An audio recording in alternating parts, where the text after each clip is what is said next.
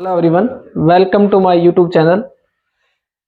देखिए, आज हम सॉलिड स्टेट फिजिक्स, ठीक है, जो बीएससी का एक पार्ट है, बीएससी में आता है, उसके बारे में पढ़ेंगे। एक बुक है सॉलिड स्टेट फिजिक्स की, इसका पार्ट 1 पढ़ेंगे, बिल्कुल डिटेल से एक एक पॉइंट को पढ़ेंगे। देखिए, अभी जैसे मान लो 6 सेमेस्टर में आती है मोस्टली, तो 6 सेमेस्टर में क्या होता है कि मोस्ट इंपॉर्टेंट सेमेस्टर होता है।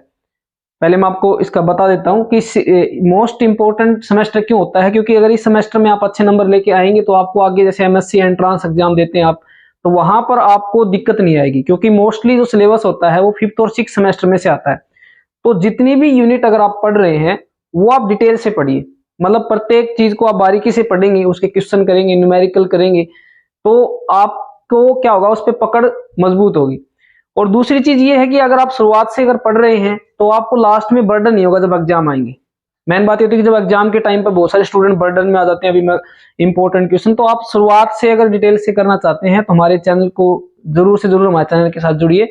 आज हम स्टार्ट कर रहे हैं फर्स्ट यूनिट, क्रिस्टल स्ट्रक्चर के बारे में, फर्स्ट पार्ट है ये, ठीक है। तो देखिए, सबसे पहले मैंने आपको बताया कि आपको एक एक चीज डिटेल से बताई जाएगी, बिल्कुल बारीकी से हम इस चीज को पढ़ेंगे, सॉलिड स्टेट फिजिक्स को। तो आप लोगों ने छोटी क्लासेज में 9th में, 10th में, 11th में, 12th में आप लोगों ने पढ़ा है सॉलिड स्टेट के बारे में, मैटर के बारे में पढ़ा है। मैटर को जब फिजिकल क्लासिफाई किया गया था, ये तो 9th क्लास में आ जाता है, ये आपको लगभग पता है कि 3 भाग में बांटा गया था, सॉलिड का, लिक्विड का, सॉलिड, लिक्विड और गैस। और जिसमें आप लोगों ने पढ़ा है कि सॉलिड का क्या होता है, डिफाइनाइट शेप होती है, डिफाइनाइट वॉल्यूम होती है, लिक्विड की डिफाइनाइट वॉल्यूम होती है, डिफाइनाइट शेप नहीं होती है, और गैस की डिफाइनाइट वॉल्यूम ना तो डिफाइनाइट वॉल्यूम होती है ना डिफाइनाइट शेप होती है, ठीक है। तो ये आपने पढ़ा हुआ अच्छी तरीके से सारा एग्जांपल सॉलिड वगैरह का। इस यूनिट में हम क्या पढ़ेंगे, सॉलिड के बारे में। अब सॉलिड जो होता है उसको भी 2 भागों में बांटा जाता है, मतलब 2 भाग हैं सॉलिड के भी, जिसका मैंने फर्स्ट पार्ट बोर्ड पे लिखा हुआ है, क्रिस्टलाइन सॉलिड, ठीक है, क्रिस्टलाइन। तो सबसे पहले हम क्रिस्टलाइन सॉलिड के बारे में पढ़ते हैं कि क्रिस्टलाइन सॉलिड होता क्या है। तो क्रिस्टलाइन सॉलिड क्या होता है, देखिए, तो मैंने आपको बताया ना कि सॉलिड की मतलब सॉलिड, लिक्विड और गैस में, तीनों में सॉलिड ऐसा होता है इसकी डिफाइनाइट शेप होती है, ठीक है। तो इसको भी, सॉलिड को भी 2 भागों में बांटा गया शेप के आधार पे, ठीक है, जिसकी एक तो रेगुलर शेप हो और जिसकी इरेगुलर शेप हो, ठीक है, उसके आधार पे 2 भागों में बांटा गया। इसका फर्स्ट पार्ट हमारा क्रिस्टलाइन सॉलिड। क्रिस्टलाइन सॉलिड क्या होता है, देखिए, क्रिस्टल, ठीक है, आप लैब में क्रिस्टल बनाते भी होंगे, क्रिस्टल, ठीक है।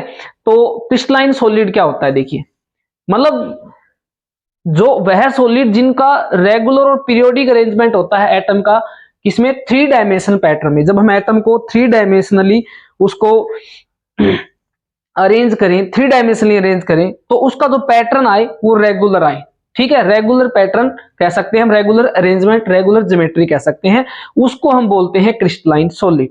मोस्टली आप लोगों ने इसको +2 में भी पढ़ा हुआ, केमिस्ट्री में भी आता है ये क्रिस्टलाइन सॉलिड। उसके बाद में इसका जो कुछ पेपर में आपसे पूछा सकता है क्रिस्टलाइन सॉलिड, मतलब जो आपका कंपलसरी क्वेश्चन आता है उसी में डेफिनेशन आ जाए, तो आप आराम से इसकी डेफिनेशन दे सकते हैं। फिर आपके पास एग्जांपल आते हैं, शुगर, चीनी जो होती है वो क्रिस्टलाइन, आपने देखा बिल्कुल क्रिस्टल, उसकी शेप बिल्कुल क्या होती है, रेगुलर शेप होती है, ठीक है। मिक्का है, NaCl है, ये हम आगे NaCl की शेप इस पूरी यूनिट में हम पढ़ेंगे, आगे आएगा सोडियम क्लोराइड की जो शेप है, ठीक है, और भी बहुत सारे एग्जाम्पल है, ठीक है।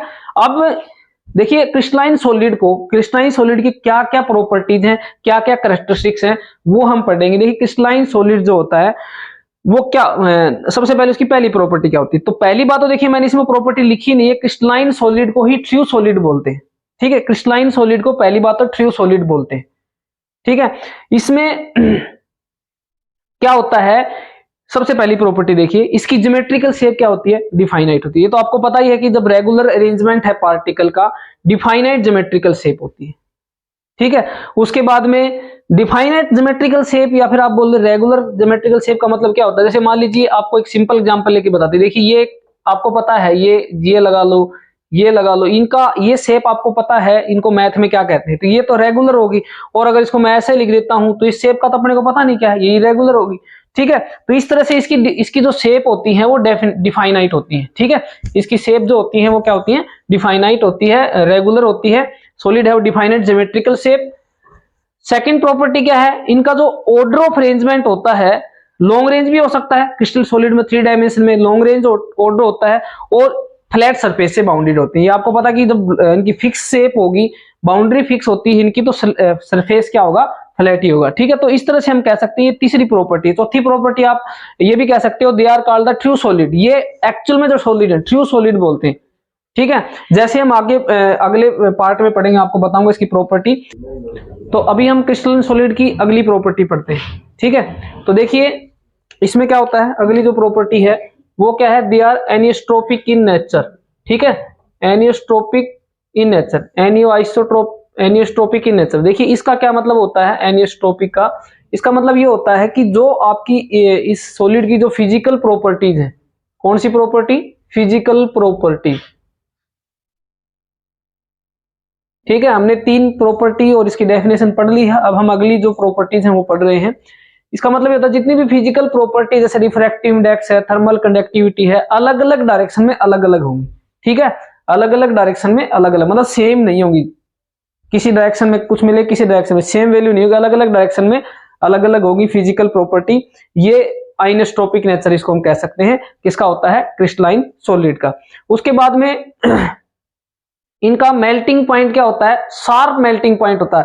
शार्प मेल्टिंग पॉइंट क्यों होता है, क्योंकि इसके जो बॉन्ड होते हैं वो इक्वल स्ट्रेंथ के होते हैं। ठीक है, बॉन्ड होते हैं वो सारे इक्वल स्ट्रेंथ के, मतलब इक्वली स्ट्रॉन्ग होते हैं बॉन्ड। ठीक है, तो इसलिए इनका मेल्टिंग पॉइंट क्या होगा, शार्प होगा। इक्वली स्ट्रॉन्ग होने के कारण इनका मेल्टिंग पॉइंट शार्प होता है। और इनको ट्रू सॉलिड, ये इनको ट्रू सॉलिड माना जाता है। कौन सा सॉलिड माना जाता है, जो रियल सॉलिड होते हैं वो यही होते हैं, ट्रू सॉलिड। ठीक है, तो ये हमने प्रॉपर्टी पढ़ ली क्रिस्टलाइन सॉलिड की। ठीक है, अब अगला पढ़ते हैं अमोर्फस सॉलिड क्या होता है। देखिए अब हम अमोर्फस सॉलिड के बारे में पढ़ते हैं, या इसको ग्लासी सॉलिड भी बोल देते हैं। इसकी डेफिनेशन, हम क्रिस्टलाइन सॉलिड पढ़ चुके हैं, क्रिस्टलाइन सॉलिड की प्रॉपर्टी पढ़ चुके हैं, क्रिस्टलाइन सॉलिड क्या होता है, उसके क्या क्या प्रॉपर्टीज होती हैं। जस्ट अपोजिट ग्लासी सॉलिड की प्रॉपर्टी होती है। ठीक है, तो क्या होता है, देखिए जैसे हमने उसमें पढ़ा था कि इसमें सॉलिड का जो पार्टिकल सॉलिड है जिसमें रेगुलर और पीरियोडिक अरेंजमेंट होता है पार्टिकल का, वो होता है क्रिस्टलाइन सॉलिड। इसमें रेगुलर और पीरियोडिक अरेंजमेंट नहीं होता है, पार्टिकल का शेप रेगुलर नहीं होती, रेगुलर शेप होती है, ज्योमेट्रिकल शेप जो है डिफाइनाइट नहीं होती। इसका एग्जांपल है ग्लास, रबड़ और सल्फर। ठीक है, जैसे उसकी प्रॉपर्टी पढ़ी थी वैसे ही हम पढ़ लेते हैं। जैसे वो क्या था कि उसकी ज्योमेट्रिकल शेप डिफाइनाइट थी, क्रिस्टलाइन सॉलिड की इसकी डिफाइनाइट नहीं होती। तो देखिए आपको अंतर वाला टॉपिक नहीं करवाना पड़ेगा, अब आप इन दोनों में अंतर आराम से कर सकते हैं। ठीक है, उसकी रेगुलर शेप और इसकी रेगुलर शेप। ठीक है, इसमें क्या होता है, there is short range order in their structure, उसमें लॉन्ग रेंज ऑर्डर था।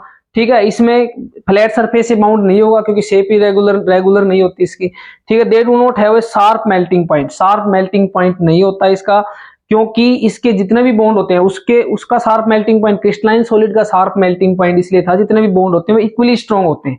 ठीक है, इसमें इक्वली स्ट्रॉन्ग नहीं होते, तो इसलिए इसका शार्प मेल्टिंग पॉइंट नहीं होता है।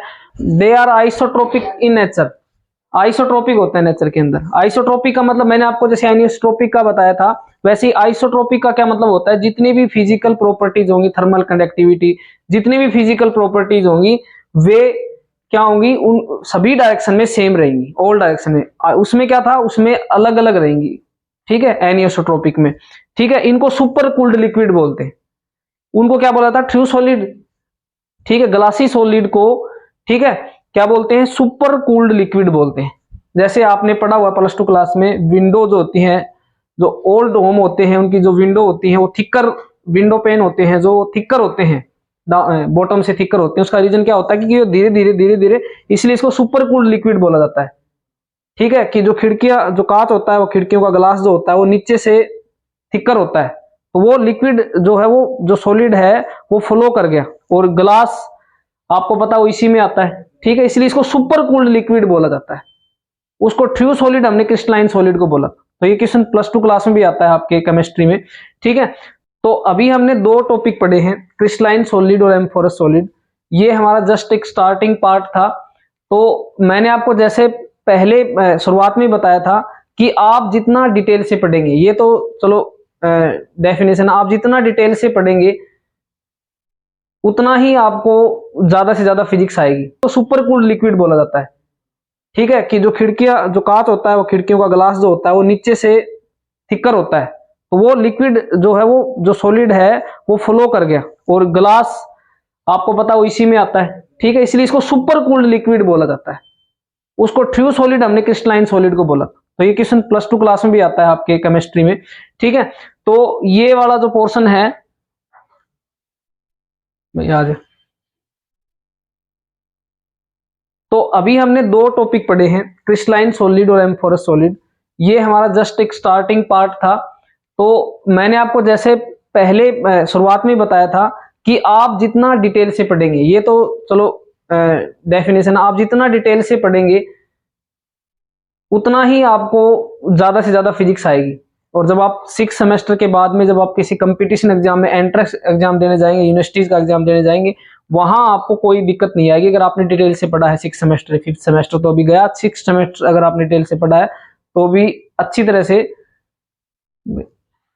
अभी इस वीडियो में बंद करिए, इधर इसे 2 नया एडिट करनी पड़ेगी। तो ये फर्स्ट पार्ट जो था, इंट्रोडक्शन जो पार्ट था इसका, ये दोनों आपके सिलेबस में भी हैं। ये हमने पढ़ लिया, इनके बारे में डिटेल से पढ़ लिया।